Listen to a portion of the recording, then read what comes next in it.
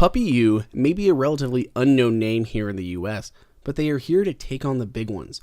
I've been a Dyson user for many years, so I was really excited to see how the T10 Home compared to my Dyson handheld cordless stick vac. I've given up my Dyson for the past couple weeks to try the T10 instead. We've used it on carpets, on hardwoods, on lampshades, on blinds, on mattresses, on blankets, pretty much everything you can imagine, and overall, we were extremely impressed. First up, there are a ton of attachments for this thing, and they are all very well thought out.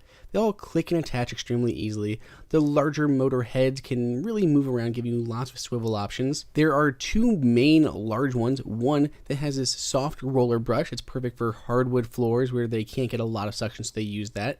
There's even a little comb on the inside that'll help remove things from the roller. To remove the roller so it gets covered in hair or something and needs to come out, extremely easy to use. So much easier than our Dyson that required kind of using like a quarter to twist and then remove. There's literally just a little button, push it, slide up, slide out. Extremely simple. Here we have the carpet motor brush. As you can see, the solid roller has been traded in for a grooved roller that's going to help give you more pickup on carpets and other surfaces. Again, it's super easy to remove the actual roller if you ever need to do so. Pretty much just slides back into place, slides back up, and clicks. Very easy, no quarters or other tools necessary to remove. Keep going with all these different attachments because there is a ton of them to be aware of. There is a flex hose. This is not a motorized flex hose, so you can't use any of their motor heads with it, but any of these other attachments work just fine. Here we have the 2-in-1 combo tool. You can extend the bristles and use it as a brush or pull it back and keep it solid. Either way, it works fine, and it's actually a lot sturdier than the one I got with my Dyson. This feels a lot more secure. In the Dyson one, the bristles would actually kind of fall back sometimes when I didn't mean them to. Here's our soft dust brush, anything that's going to be softer, fragile lamps, lampshades, blinds, anything like that. Of course, the all-known crevice tool, perfect for cars and other tight spots. A motorized brush head, they call this the mattress brush, but we use it for a lot of dog hair surfaces, so dog blankets, couches, and including the bed. It worked really well in picking up that dog hair, and it was nice and small and compact. It wasn't too large. Then the main tool itself, this is just going to be your extension pole. Motorized extension pole, allowing you to use all those motorized brush heads. This is the one you're going to use most often when you're around cleaning your house. Then of course we have the mounting dock. This attaches to the wall, all the hardware is included. Can attach your vacuum, hold it up on the wall while charging it at the same time. Again, this is superior to our Dyson model that you had to kind of lift and pull out to get the vacuum to go in and out, and it's fallen off the wall 3 times so far.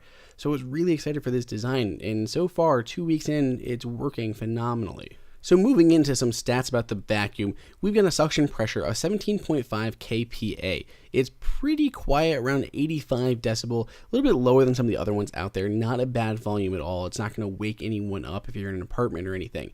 The actual main body of the machine is only 3.3 pounds, which is definitely easy enough to hold in one hand if you're lifting up in the air and cleaning your rafters of cobwebs. It opens up easily. You can see the actual HEPA filter inside. This whole canister comes out and you can dump the body. There is a line that lets you know how much the max of volume is.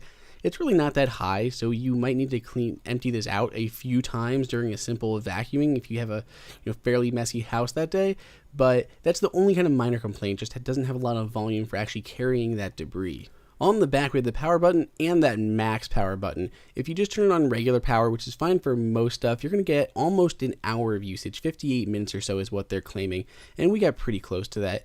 On max power, you're going to get much less. It's around 15 minutes. Still, that's longer than my particular Dyson that was getting me around 7 to 10 minutes on max power. One thing Puppyoo made a point about was they're using kind of a straight design, whereas the suction is going straight into the body, where the Dyson is actually kind of offset.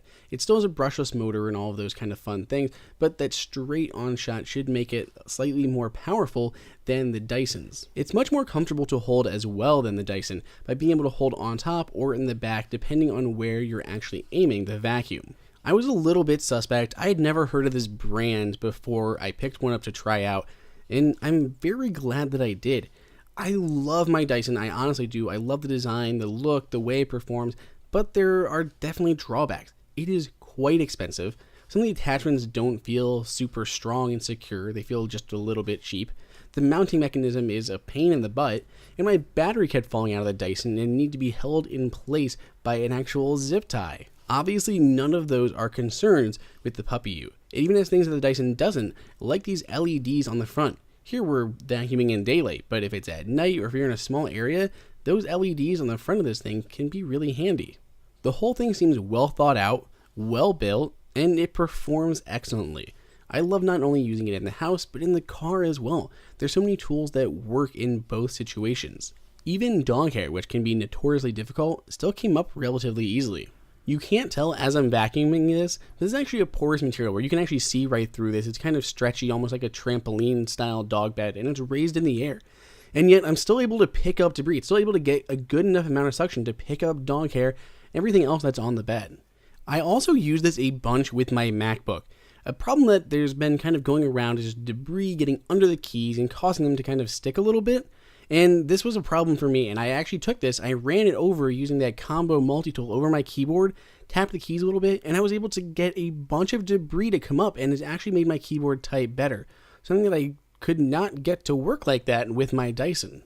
If you don't mind putting out the money, and you like the Dysons, go for the Dysons. There's a pretty small difference between the two.